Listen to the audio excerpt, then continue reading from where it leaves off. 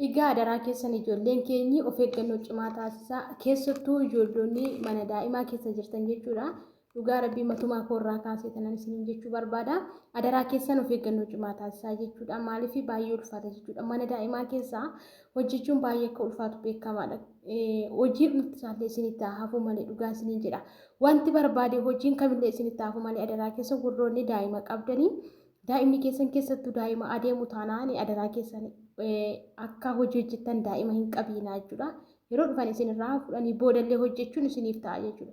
Ashama harka fuunee akkam jirtu hordoftoota siifan gindoo bakka jirtanitti nageenyi faraarri waaqayyoo isiniif haa baay'atu. Anaa dhufu baga nagaan dhuftan isiniin jechuun barbaada.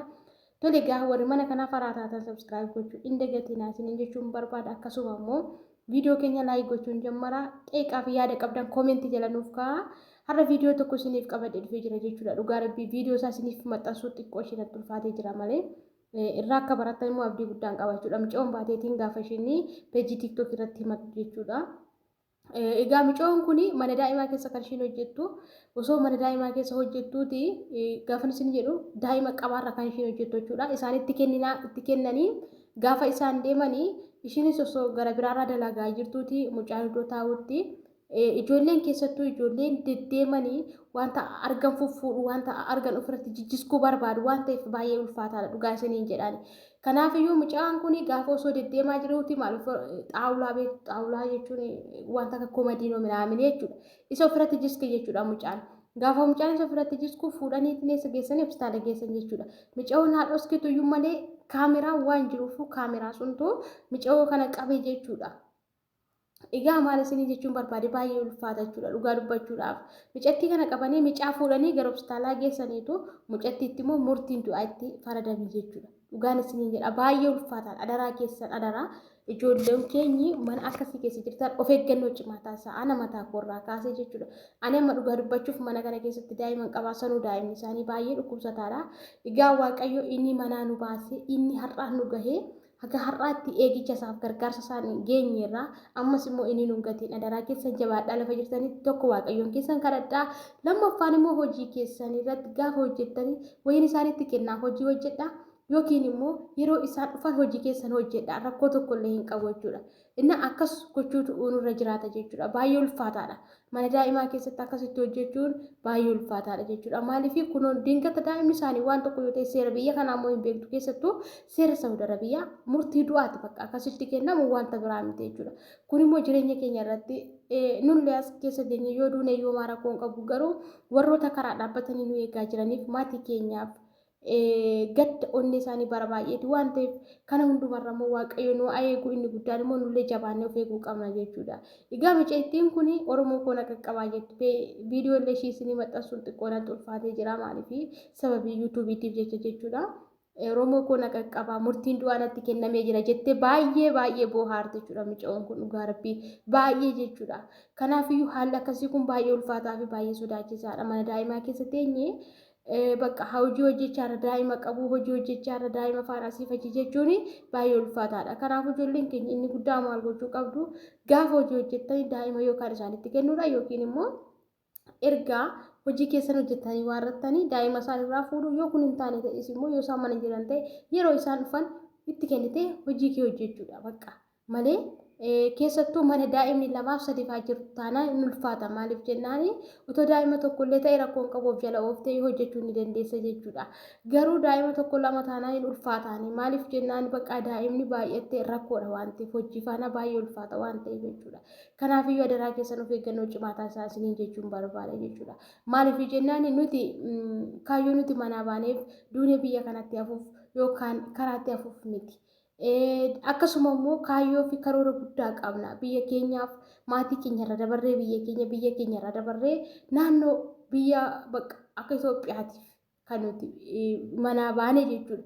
Kaayyoo keenya karaatti hambisuu yookaan immoo du'aan lafa kanarraa boqochuudhaaf miti jechuudha. Kanaafiyyuu seerri biyya kanaa immoo baay'ee ulfaataadha waan ta'eef of eeggannoo cimaa gochuun nurra jiraata jechuudha. Maaliif jennaan isaanii wanta dubbatan tokko keessa deebuu hin danda'an.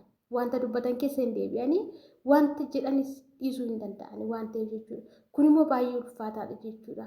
Amma dhugaa rabbii isinii jedha mucaan kun xaawulaatu irratti jigeeni jechuudha. Xaawulaatu irratti jigeeni gaafa xaawulaan kun irratti jigu osoo osoo gaa kaameraa sun ishee qabuu baatee raatee mucaan kun osoo dhoskisees tokko mucaan kun maal isinii gala beektanii ani yeroo baay'ee kaameraan jiraachuutti nan gammadaanii garuu namni akka koo gammadan jiraachuu dandeessu maaliif jennaan kaameraan mana keessa jiraachuun natsinnatii keessi baasaa siin dhugaa keessiif baasaa jechuudha akkasuma inni lammaffaan illee akka ati balaa tokkorra hin buune illee kan si eegu dhugaa dubbachuudhaaf kaameraadha jechuudha ijoolleen keenya danuu isaanii kaameraa sodaachuu hin qabnu waan na barbaade sooda'ee jechuudha kaameraan sodaatamuu hin qabu maaliif jennaan inni karaatti dhugaa keenya nu baasuudha waan ta'eef jechuudha.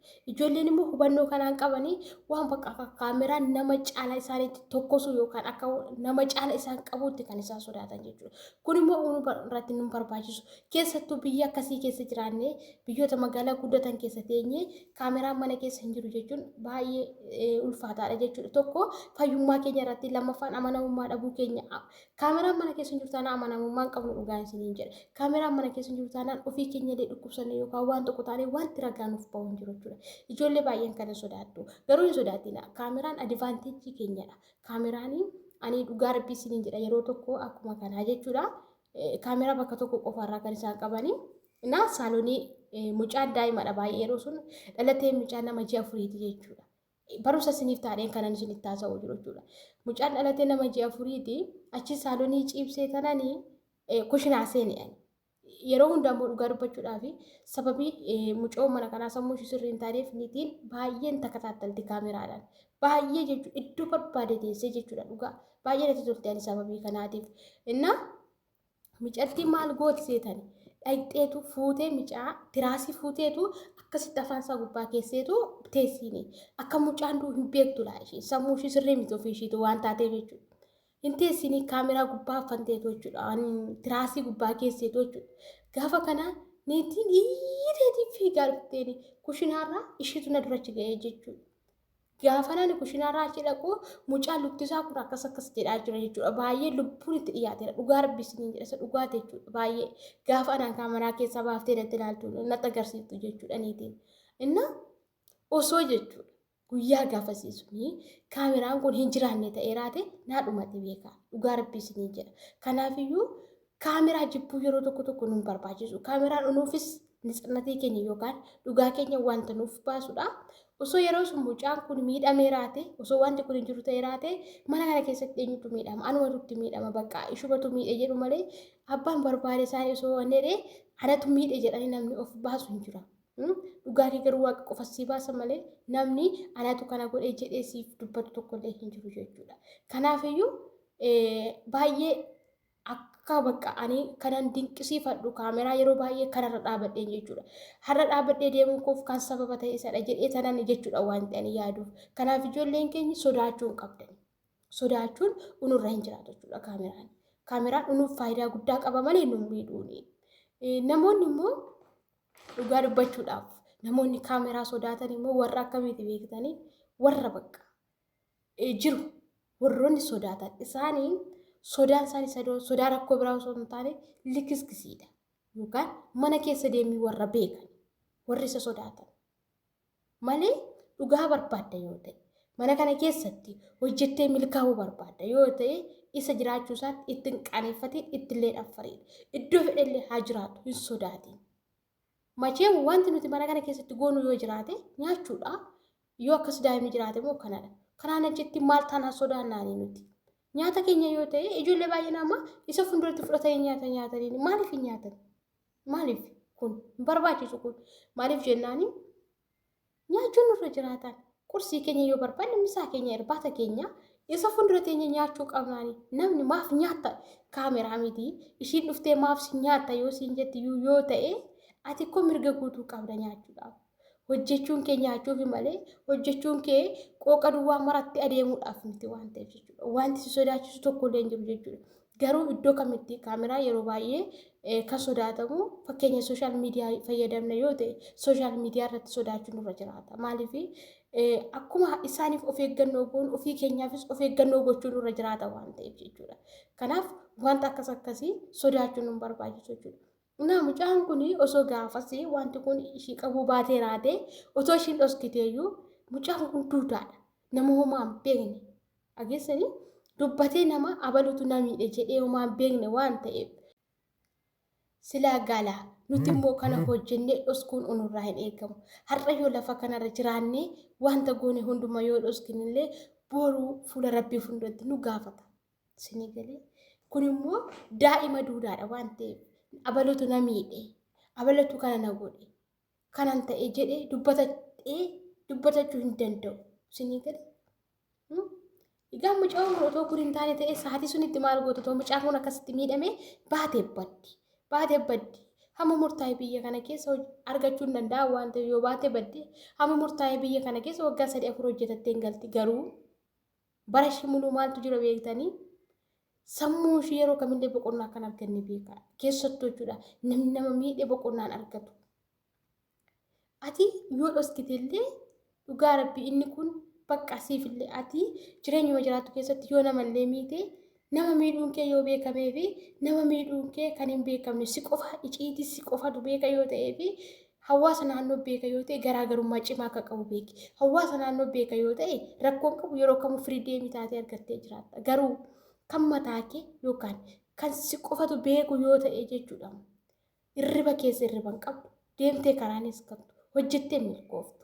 Maaliif jennaan bara kee buluu ceephaa yaaddaa bakku sun saabaa jiraatta waan ta'eef jechuudha. Baay'een keenyi waan tokko goonee cubbuu tokko hojjennee kaanee namatti himannu yoo ta'e yookaan cubbuu keenyaaf waaqayyoon araaran gaafannu yoo ta'e mee ilaalaa.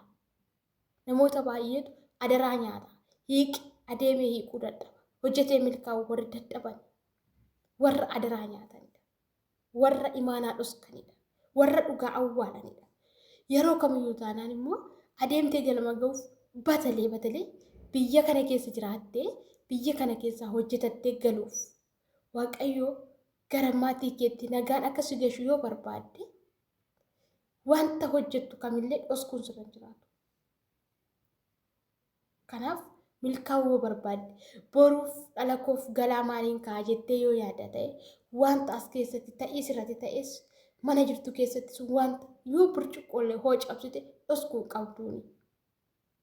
Maaliifii akkuma dafqi kee si mararu dafqi isaanii isaan marara waan ta'eef yoo ati dhoskiteerraa yoo ati dubbattee ifa baaftee isaaniifis gaarummaadha siifis gaarummaadha. Fakkeenyaaf burcuqqoo tokko cabsitee ati yoo dhoskitee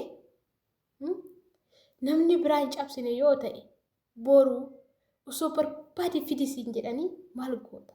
Dirqama fidisoo siin jedhanii maal goota? Garuu sa'aatii burcuqqoo cabsite sunitti cabseera soorii yoo jetteeni waan tokkollee sitti dubbata. Dhugaas ni jedha. Amma mucaa kan harkatti mucaan kun du'eera.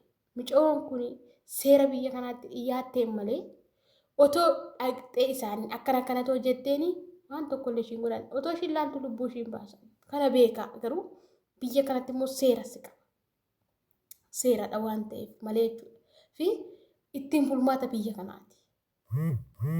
Isinii galee kanaafiyyuu bakka jirru keessatti of eeggannoo cimaa gochuu qabna. Warroonni mana daa'imaa keessa jirru hojii kamniifne yeroo keenya daa'imaaf kennine isaan faana taphachuu bakka wanta tiriitii daa'ima suniif godhamuu qabu gochuun nurra jiraata malee daa'ima baachaa waan biraa fayyadamuu daa'ima baachaa hojii hojjechuun nurraan barbaachisu. Ana manan beeka ofirratti dhugaa dubbachuuf. Kanaaf manni daa'imaa keessatti baay'ee akka ulfaatu hundumti keenya beekna. Garuu inni guddaan uumaa ofii kadhatanii nangatii yoo jedhanii isas kadhatanii milkaa'uu danda'u. Walumaa galatti maal isiniin jechuun barbaada. Adaraa keessan ijoolleen keenya mana akkasii keessa jirtan sirriitti xanqaqaa of eeggannoo cimaa taasisaa. Wanti kam isinitti hafu jabaadhaa of eeggannoo cimaa taasisaa. Hojjetanii milkoomnee galuu barbaanna malee nuti biyya ormaatti hafuu maatii keenya gaddisiisuu dhala keenya gaddisiisuun barbaannu waan ta'eef dursa of eeggachuu qabna. Isinii galee kanaaf adaraa keessan jabaadhaa isiniin jechuun barbaada. Viidiyoo hubannoo yoo isin tole namoota hedduu biraa akka ga'u sheer walii godhaa akkasuma immoo laayikii godhaa koomentii illee barreessaa Oromoo koo homtuu isinirraa bu'een badu. Subscribe illee naa godhaa na jajjabeessaa eenyuun qabaane osoo warra Amaaraatii ji'a tokko keessatti kuma meeqa akka galan beektu. Kanaaf lafa nagaa naa bulaa isiniin jaalladha.